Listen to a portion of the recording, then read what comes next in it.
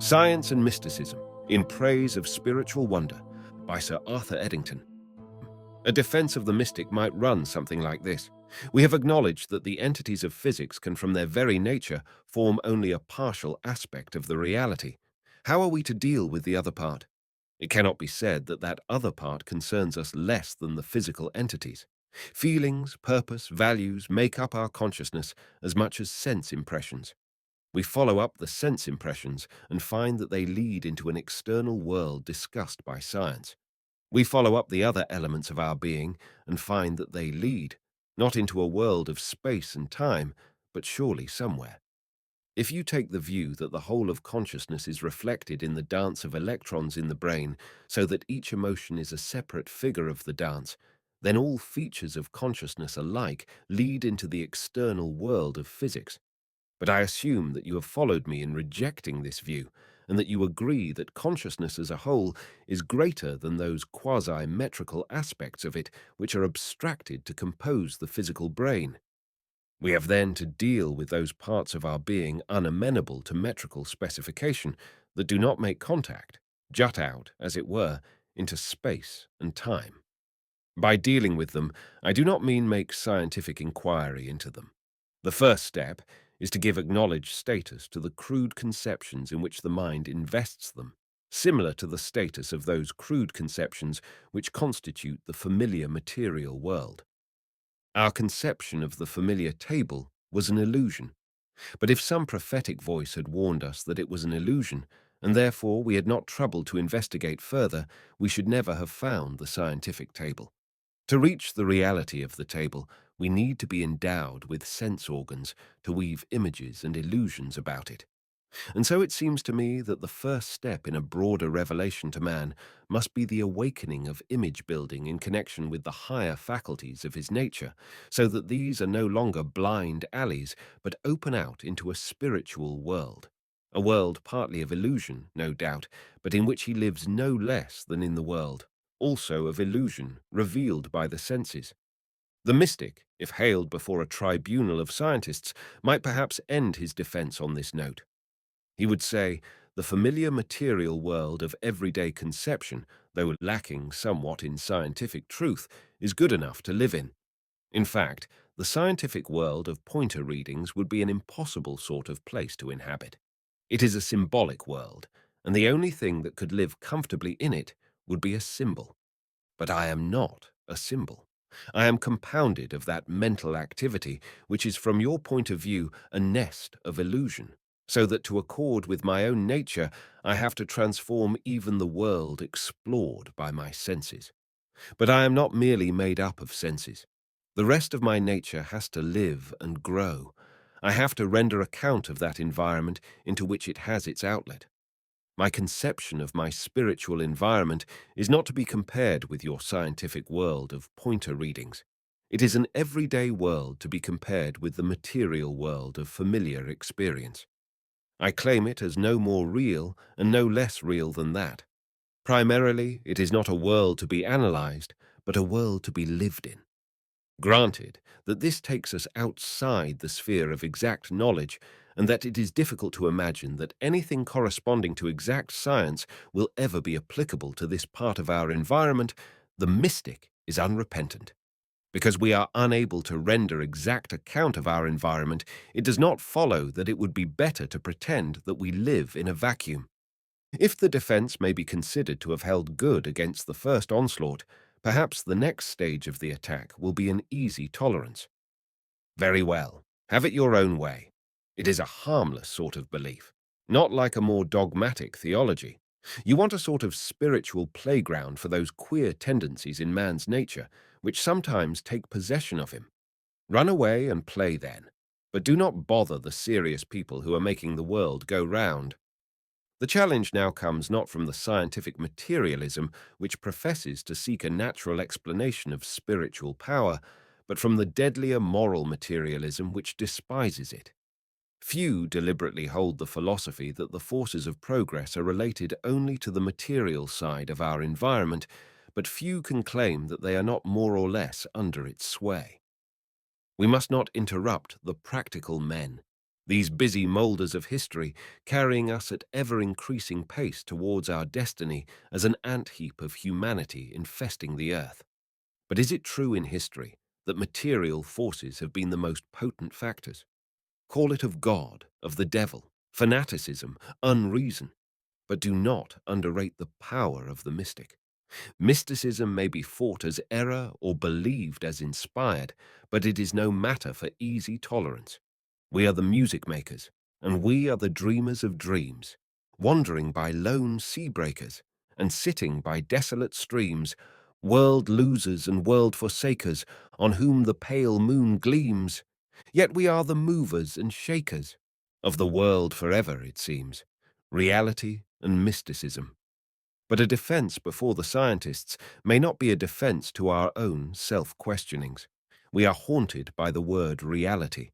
I have already tried to deal with the questions which arise as to the meaning of reality, but it presses on us so persistently that at the risk of repetition, I must consider it once more from the standpoint of religion. A compromise of illusion and reality may be all very well in our attitude towards physical surroundings, but to admit such a compromise into religion would seem to be a trifling with sacred things. Reality seems to concern religious beliefs much more than any others. No one bothers as to whether there is a reality behind humor. The artist who tries to bring out the soul in his picture does not really care whether and in what sense the soul can be said to exist. Even the physicist is unconcerned as to whether atoms or electrons really exist. He usually asserts that they do, but as we have seen, existence is there used in a domestic sense, and no inquiry is made as to whether it is more than a conventional term. In most subjects, perhaps not excluding philosophy, it seems sufficient to agree on the things that we shall call real, and afterwards try to discover what we mean by the word.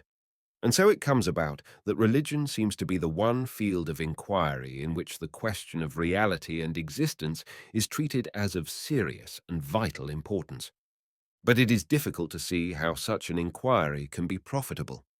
When Dr. Johnson felt himself getting tied up in argument over Bishop Berkeley's ingenious sophistry to prove the non-existence of matter and that everything in the universe is merely ideal, he answered, striking his foot with mighty force against a large stone till he rebounded from it. I refute it thus. Just what that action assured him of is not very obvious, but apparently he found it comforting. And today, the matter-of-fact scientist feels the same impulse to recoil from these flights of thought back to something kickable, although he ought to be aware by this time that what Rutherford has left us of the large stone is scarcely worth kicking. There is still the tendency to use reality as a word of magic comfort, like the blessed word Mesopotamia. If I were to assert the reality of the soul or of God, I should certainly not intend a comparison with Johnson's large stone, a patent illusion, or even with the years and airs of the quantum theory, an abstract symbolism. Therefore, I have no right to use the word in religion for the purpose of borrowing on its behalf that comfortable feeling which, probably wrongly, has become associated with stones and quantum coordinates. Scientific instincts warn me that any attempt to answer the question, what is real, in a broader sense than that adopted for domestic purposes in science, is likely to lead to a floundering among vain words and high-sounding epithets. We all know that there are regions of the human spirit untrammeled by the world of physics. In the mystic sense of the creation around us, in the expression of art, in a yearning towards God, the soul grows upward and finds the fulfillment of something implanted in its nature. The sanction for this development is within us, a striving born with our consciousness or an inner light proceeding from a greater power than ours. Science can scarcely question this sanction, for the pursuit of science springs from a striving which the mind is impelled to follow, a questioning that will not be suppressed. Whether in the intellectual pursuits of science or in the mystical pursuits of the spirit, the light beckons ahead, and the purpose surging in our nature responds. Can we not leave it at that? Is it really necessary to drag in the comfortable word reality to be administered like a pat on the back? The problem of the scientific world is part of a broader problem, the problem of all experience. Experience may be regarded as a combination of self and environment, it being part of the problem to disentangle these two interacting components. Life, religion, knowledge, truth are all involved in this problem. Some relating to the finding of ourselves, some to the finding of our environment from the experience confronting us. All of us in our lives have to make something of this problem, and it is an important condition that we who have to solve the problem are ourselves part of the problem. Looking at the very beginning, the initial fact is the feeling of purpose in ourselves, which urges us to embark on the problem. We are meant to fulfill something by our lives. There are faculties with which we are endowed or which we ought to attain, which must find a status and an outlet in the solution. It may seem arrogant that we should in this way insist on moulding truth to our own nature, but it is rather that the problem of truth can only spring from a desire for truth which is in our nature. A rainbow described in the symbolism of physics is a band of ethereal vibrations arranged in systematic order of wavelength from about 0.000040 centimeters to 0.000072 centimeters. From one point of view, we are paltering with the truth whenever we admire the gorgeous bow of color, and should strive to reduce our minds to such a state that we receive the same impression from the rainbow as from a table of wavelengths. But although that is how the rainbow impresses itself on an impersonal spectroscope, we are not giving the whole truth and significance of experience, the starting point of the problem, if we suppress the factors wherein we ourselves differ from a spectroscope. We cannot say that the rainbow, as part of the world, was meant to convey the vivid effects of color, but we can perhaps say that the human mind as part of the world was meant to perceive it that way. Significance and values. When we think of the sparkling waves as moved with laughter, we are evidently attributing a significance to the scene which was not there. The physical elements of the water, the scurrying electric charges, were guiltless of any intention to convey the impression that they were happy. But so also were they guiltless of any intention to convey the impression of substance, of color, or of geometrical form of the waves. If they can be held to have had any intention at all, it was to satisfy certain differential equations, and that was because they are the creatures of the mathematician who has a partiality for differential equations.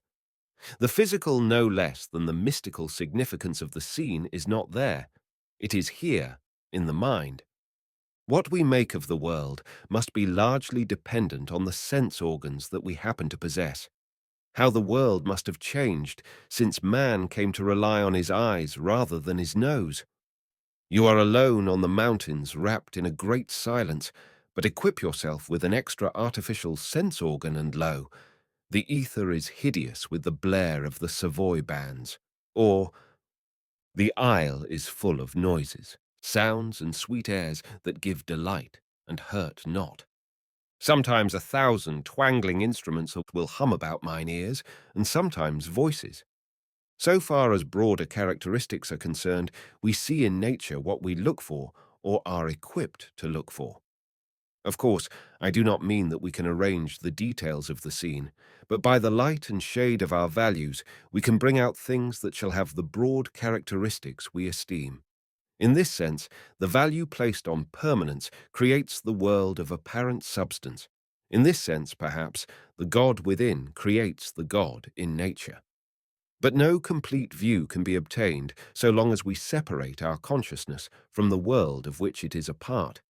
We can only speak speculatively of that which I have called the background of the pointer readings. But it would at least seem plausible that if the values which give the light and shade of the world are absolute, they must belong to the background, unrecognized in physics, because they are not in the pointer readings, but recognized by consciousness, which has its roots in the background. I have no wish to put that forward as a theory. It is only to emphasize that, limited as we are to a knowledge of the physical world and its points of contact with the background in isolated consciousness, we do not quite attain that thought of the unity of the whole which is essential to a complete theory. Presumably, human nature has been specialized to a considerable extent by the operation of natural selection, and it might well be debated whether its valuation of permanence and other traits now apparently fundamental are essential properties of consciousness or have been evolved through interplay with the external world. In that case, the values given by mind to the external world have originally come to it from the external world stuff. Such a tossing to and fro of values is, I think, not foreign to our view that the world stuff behind the pointer readings is of nature continuous with the mind. In viewing the world in a practical way, values for normal human consciousness may be taken as standard. But the evident possibility of arbitrariness in this valuation sets us hankering after a standard that could be considered final and absolute. We have two alternatives. Either there are no absolute values, so that the sanctions of the inward monitor in our consciousness are the final court of appeal, beyond which it is idle to inquire. Or there are absolute values. Then we can only trust optimistically that our values are some pale reflection of those of the absolute valuer, or that we have insight into the mind of the absolute, from whence come those strivings and sanctions whose authority we usually forbear to question. I have naturally tried to make the outlook reached in these lectures as coherent as possible, but I should not be greatly concerned if under the shafts of criticism it becomes very ragged. Coherency goes with finality, and the anxious question is whether our arguments have begun right rather than whether they have had the good fortune to end right. The leading points which have seemed to me to deserve philosophic consideration may be summarized as follows. 1. The symbolic nature of the entities of physics is generally recognized, and the scheme of physics is now formulated in such a way as to make it almost self-evident that it is a partial aspect of something wider. 2.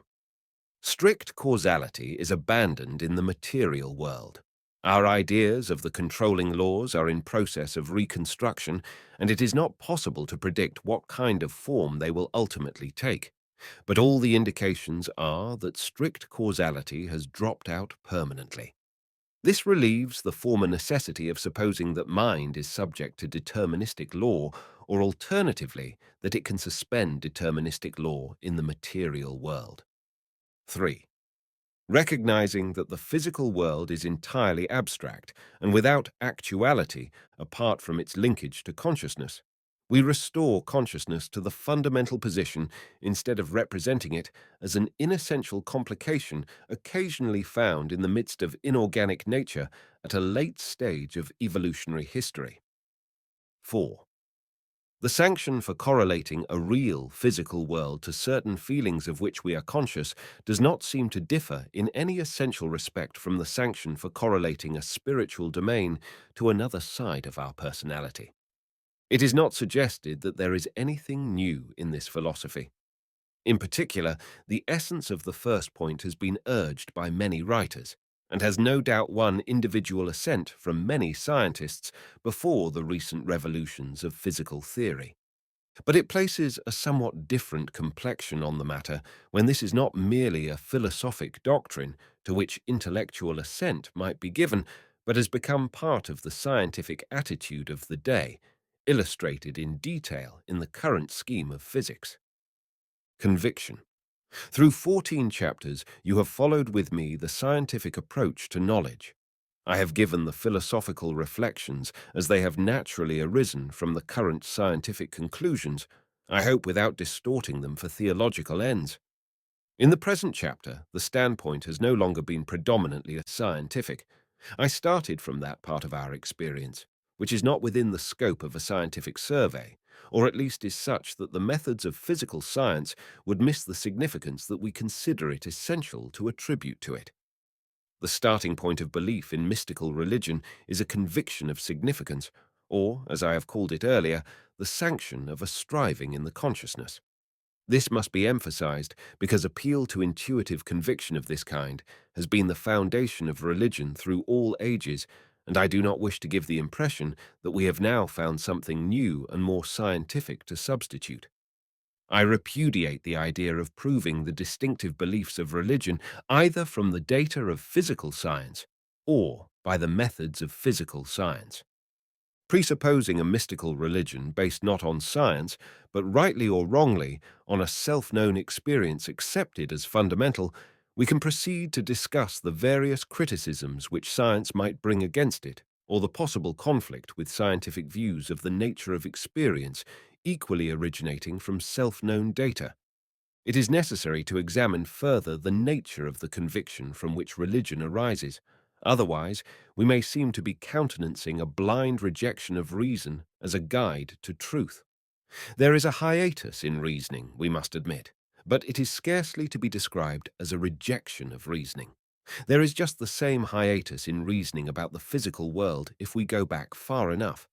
We can only reason from data, and the ultimate data must be given to us by a non-reasoning process, a self-knowledge of that which is in our consciousness. To make a start, we must be aware of something. But that is not sufficient. We must be convinced of the significance of that awareness. We are bound to claim for human nature that either of itself or as inspired by a power beyond, it is capable of making legitimate judgments of significance. Otherwise, we cannot even reach a physical world. Accordingly, the conviction which we postulate is that certain states of awareness in consciousness have at least equal significance with those which are called sensations. It is perhaps not irrelevant to note that time, by its dual entry into our minds, to some extent bridges the gap between sense impressions and these other states of awareness. Amid the latter must be found the basis of experience from which a spiritual religion arises. The conviction is scarcely a matter to be argued about. It is dependent on the forcefulness of the feeling of awareness. But, it may be said, although we may have such a department of consciousness, may we not have misunderstood altogether the nature of that which we believe we are experiencing? That seems to me to be rather beside the point. In regard to our experience of the physical world, we have very much misunderstood the meaning of our sensations. It has been the task of science to discover that things are very different from what they seem, but we do not pluck out our eyes because they persist in deluding us with fanciful colorings instead of giving us the plain truth about wavelength. It is in the midst of such misrepresentations of environment, if you must call them so, that we have to live. It is, however, a very one-sided view of truth, which can find in the glorious coloring of our surroundings nothing but misrepresentation, which takes the environment to be all-important and the conscious spirit to be inessential. In our scientific chapters, we have seen how the mind must be regarded as dictating the course of world-building. Without it, there is but formless chaos. It is the aim of physical science, so far as its scope extends, to lay bare the fundamental structure underlying the world. But science has also to explain, if it can, or else humbly to accept, the fact that from this world have arisen minds capable of transmuting the bare structure into the richness of our experience. It is not misrepresentation, but rather achievement, the result perhaps of long ages of biological evolution, that we should have fashioned a familiar world out of the crude basis. It is a fulfillment of the purpose of man's nature. If likewise the spiritual world has been transmuted by a religious color beyond anything implied in its bare external qualities, it may be allowable to assert with equal conviction that this is not misrepresentation, but the achievement of a divine element in man's nature. May I revert again to the analogy of theology with the supposed science of humor which, after consultation with a classical authority, I venture to christen teleology. Analogy is not convincing argument, but it must serve here. Consider the proverbial Scotchman with strong leanings towards philosophy and incapable of seeing a joke. There is no reason why he should not take high honours in teleology and, for example, write an acute analysis of the differences between British and American humour. His comparison of our respective jokes would be particularly unbiased and judicial, seeing that he is quite incapable of seeing the point of either. But it would be useless to consider his views as to which was following the right development. For that, he would need a sympathetic understanding. He would, in the phrase appropriate to the other side of my analogy, need to be converted. The kind of help and criticism given by the teleologist and the philosophical theologian is to secure that there is method in our madness. The former may show that our hilarious reception of a speech is the result of a satisfactory dinner and a good cigar, rather than a subtle perception of wit. The latter may show that the ecstatic mysticism of the anchorite is the vagary of a fevered body and not a transcendent revelation. But I do not think we should appeal to either of them to discuss the reality of the sense with which we claim to be endowed, nor the direction of its right development. That is a matter for our inner sense of values, which we all believe in to some extent, though it may be a matter of dispute just how far it goes. If we have no such sense, then it would seem that not only religion, but the physical world and all faith in reasoning totter in insecurity. I have sometimes been asked whether science cannot now furnish an argument which ought to convince any reasonable atheist. I could no more ram religious conviction into an atheist than I could ram a joke into the Scotchman. The only hope of converting the latter is that through contact with merry-minded companions, he may begin to realize that he is missing something in life which is worth attaining.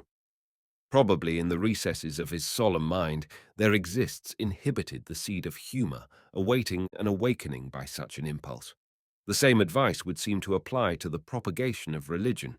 It has, I believe, the merit of being entirely orthodox advice. We cannot pretend to offer proofs. Proof is an idol before whom the pure mathematician tortures himself. In physics, we are generally content to sacrifice before the lesser shrine of plausibility, and even the pure mathematician, that stern logician, reluctantly allows himself some prejudgments. He is never quite convinced that the scheme of mathematics is flawless, and mathematical logic has undergone revolutions as profound as the revolutions of physical theory. We are all alike stumblingly pursuing an ideal beyond our reach. In science, we sometimes have convictions as to the right solution of a problem which we cherish but cannot justify. We are influenced by some innate sense of the fitness of things. So, too, there may come to us convictions in the spiritual sphere which our nature bids us hold to. I have given an example of one such conviction, which is rarely, if ever, disputed, that surrender to the mystic influence of a scene of natural beauty is right and proper for a human spirit, although it would have been deemed an unpardonable eccentricity in the observer contemplated in earlier chapters.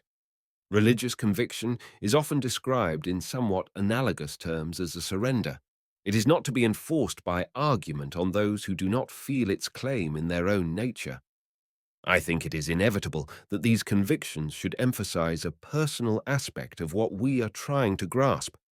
We have to build the spiritual world out of symbols taken from our own personality, as we build the scientific world out of the metrical symbols of the mathematician. If not, it can only be left ungraspable, an environment dimly felt in moments of exaltation, but lost to us in the sordid routine of life. To turn it into more continuous channels, we must be able to approach the world spirit in the midst of our cares and duties in that simpler relation of spirit to spirit in which all true religion finds expression. Mystical religion.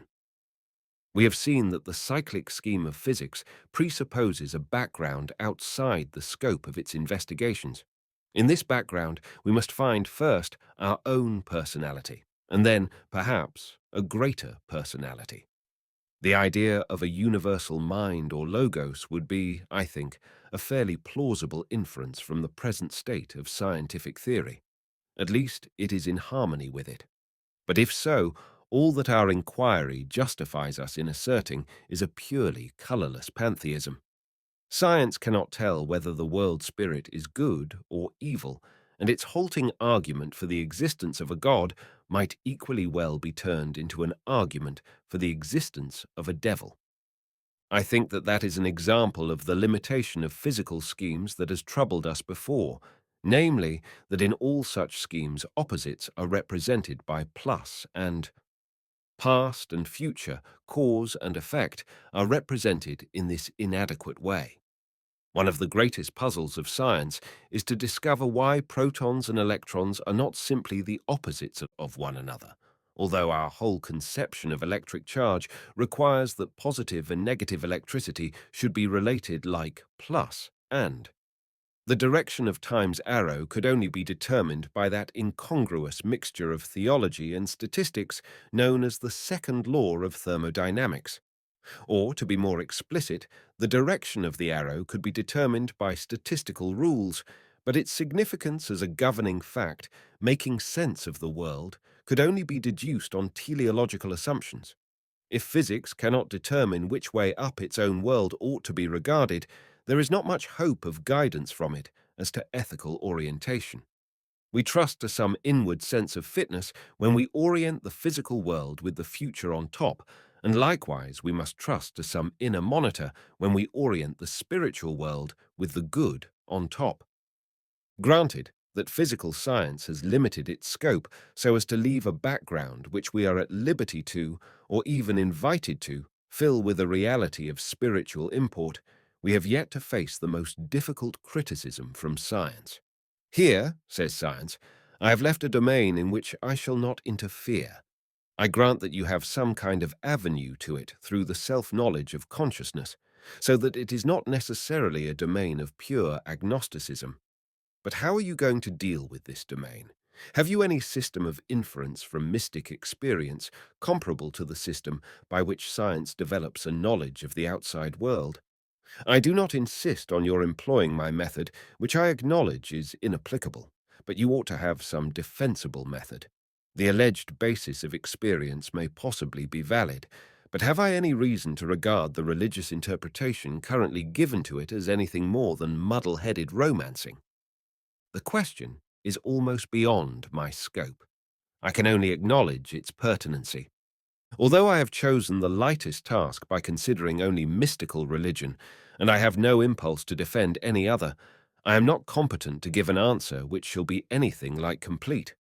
It is obvious that the insight of consciousness, although the only avenue to what I have called intimate knowledge of the reality behind the symbols of science, is not to be trusted implicitly without control. In history, religious mysticism has often been associated with extravagances that cannot be approved. I suppose, too, that oversensitiveness to aesthetic influences may be a sign of a neurotic temperament unhealthy to the individual. We must allow something for the pathological condition of the brain in what appear to be moments of exalted insight. One begins to fear that after all our faults have been detected and removed, there will not be any us left. But in the study of the physical world, we have ultimately to rely on our sense organs, although they are capable of betraying us by gross illusions. Similarly, the avenue of consciousness into the spiritual world may be beset with pitfalls, but that does not necessarily imply that no advance is possible. A point that must be insisted on is that religion or contact with spiritual power, if it has any general importance at all, must be a commonplace matter of ordinary life, and it should be treated as such in any discussion. I hope that you have not interpreted my references to mysticism as referring to abnormal experiences and revelations. I am not qualified to discuss what evidential value, if any, may be attached to the stranger forms of experience and insight. But in any case, to suppose that mystical religion is mainly concerned with these is like supposing that Einstein's theory is mainly concerned with the perihelion of Mercury and a few other exceptional observations. For a matter belonging to daily affairs, the tone of current discussions often seems quite inappropriately pedantic. As scientists, we realize that color is merely a question of the wavelengths of ethereal vibrations, but that does not seem to have dispelled the feeling that eyes which reflect light near wavelength 4800 are a subject for rhapsody, whilst those which reflect wavelength 5300 are left unsung. We have not yet reached the practice of the Laputans who, if they would, for example, praise the beauty of a woman or any other animal, they describe it by rhombs, circles, parallelograms, ellipses, and other geometrical terms. The materialist who is convinced that all phenomena arise from electrons and quanta and the like, controlled by mathematical formulae, must presumably hold the belief that his wife is a rather elaborate differential equation. But he is probably tactful enough not to obtrude this opinion in domestic life. If this kind of scientific dissection is felt to be inadequate and irrelevant in ordinary personal relationships, it is surely out of place in the most personal relationship of all, that of the human soul to a divine spirit. We are anxious for perfect truth, but it is hard to say in what form perfect truth is to be found. I cannot quite believe that it has the form typified by an inventory. Somehow, as part of its perfection, there should be incorporated in it that which we esteem as a sense of proportion. The physicist is not conscious of any disloyalty to truth on occasions when his sense of proportion tells him to regard a plank as continuous material, well knowing that it is really empty space containing sparsely scattered electric charges. And the deepest philosophical researches as to the nature of the deity may give a conception equally out of proportion for daily life, so that we should rather employ a conception that was unfolded nearly 2,000 years ago. I am standing on the threshold about to enter a room. It is a complicated business. In the first place, I must shove against an atmosphere pressing with a force of 14 pounds on every square inch of my body. I must make sure of landing on a plank travelling at 20 miles a second round the sun, a fraction of a second too early or too late. The plank would be miles away. I must do this whilst hanging from a round planet head outward into space, and with a wind of ether blowing at no one knows how many miles a second through every interstice of my body. The plank has no solidity of substance. To step on it is like stepping on a swarm of flies. Shall I not slip through? No, if I make the venture, one of the flies hits me and gives a boost up again. I fall again and am knocked upwards by another fly, and so on. I may hope that the net result will be that I remain about steady, but if unfortunately I should slip through the floor or be boosted too violently up to the ceiling, the occurrence would be not a violation of the laws of nature, but a rare coincidence. These are some of the minor difficulties. I ought really to look at the problem four-dimensionally as concerning the intersection of my world line with that of the plank. Then again, it is necessary to determine in which direction the entropy of the world is increasing in order to make sure that my passage over the threshold is an entrance, not an exit.